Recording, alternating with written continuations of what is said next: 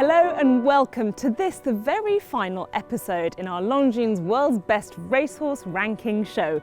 My name is Francesca Kamani.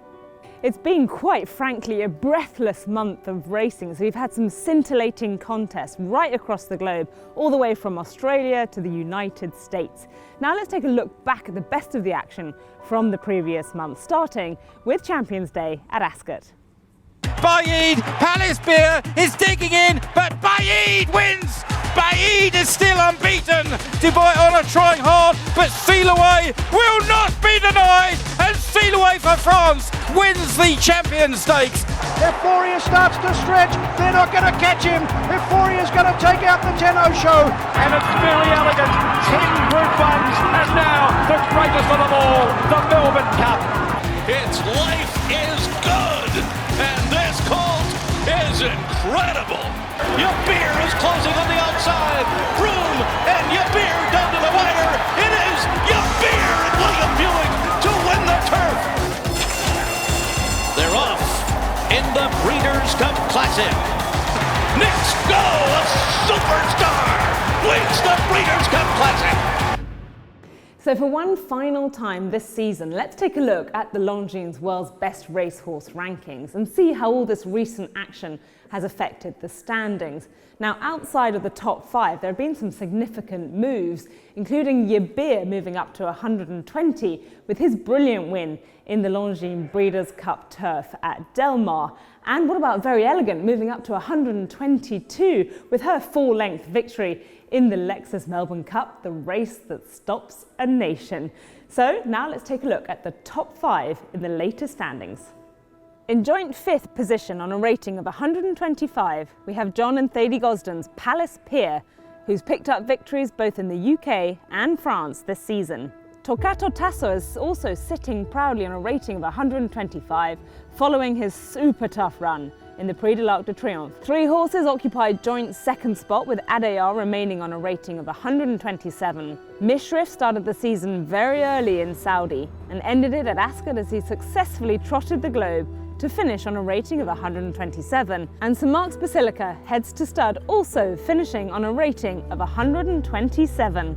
And finally, we have Longines Breeders' Cup Classic winner Knicks Go sat in 1st position on a rating of 128. What an incredible year it's been for trainer Brad Cox, especially with his horses on the dirt. We caught up with him in an earlier episode to discuss his dual assault on the Breeders' Cup Classic with both Essential Quality and Knicks Go. However, in a brilliant renewal of the race, it was the latter, the 5-year-old Knicks Go, who came out on top.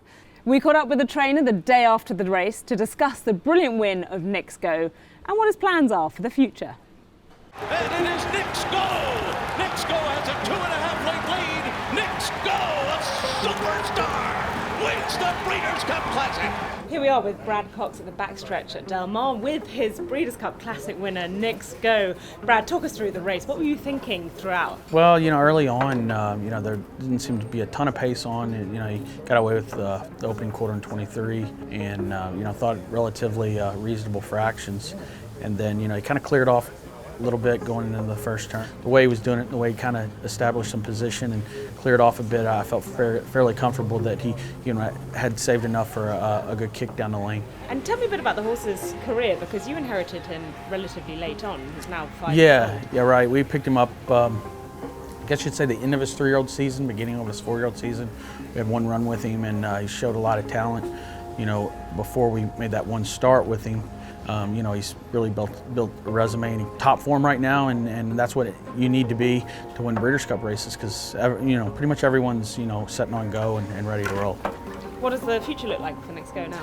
They're going to show him to the breeders in the Kentucky region, and then it's back to the racetrack, possibly look at the Pegasus with him. He won it last year, and it's definitely a possibility that he could compete there again.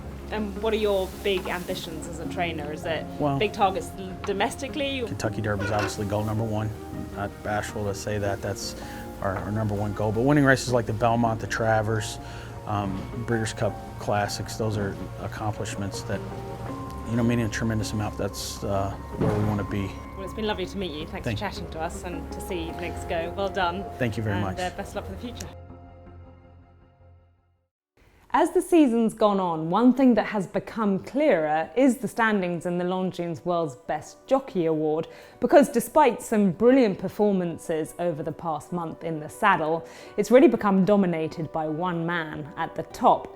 Let's take a look now as the season draws to a close at the Longines World's Best Jockey standings.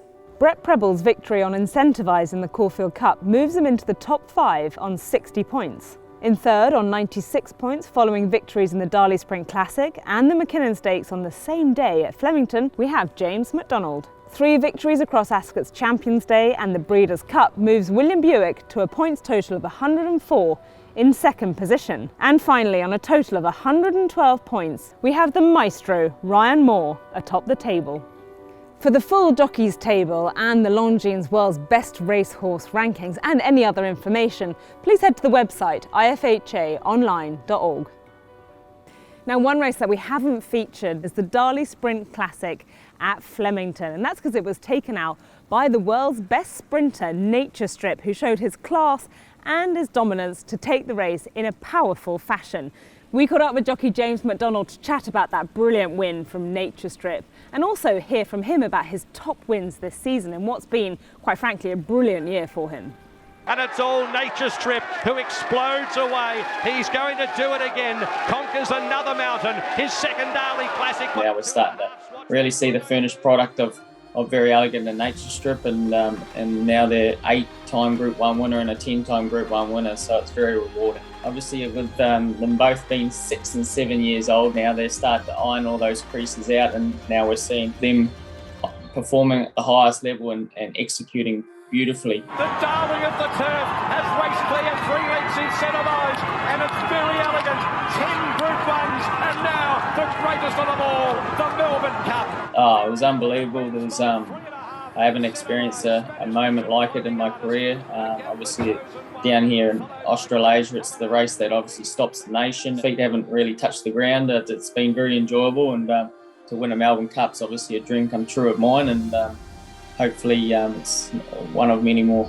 A result of hard work's been paying off. Top 10 racehorses of the year, I've been riding 3 of them, so it's just been an amazing ride, especially from the sprinting ranks right through to the stayers. So we've had a really enjoyable past few seasons, and this one's obviously taking the cake at the moment, but there's still a lot of big races to come, and I'm looking forward to them all. Well, what a season of international racing it has been in 2021, but we're not done yet. Still more racing to come from Japan and Hong Kong. First up, it's the Japan Cup in association with Longines, and then not long after that, it is the Longines International Races in Hong Kong. Let's remind ourselves of the action from these meetings last year. The 40th Japan Cup in association with Longines. They're away and racing. Armadai commenced beautifully along the inside with Kaseki. Armadai in a blaze of glory. She's starting to shorten stride. She's in front. Good on you, girl.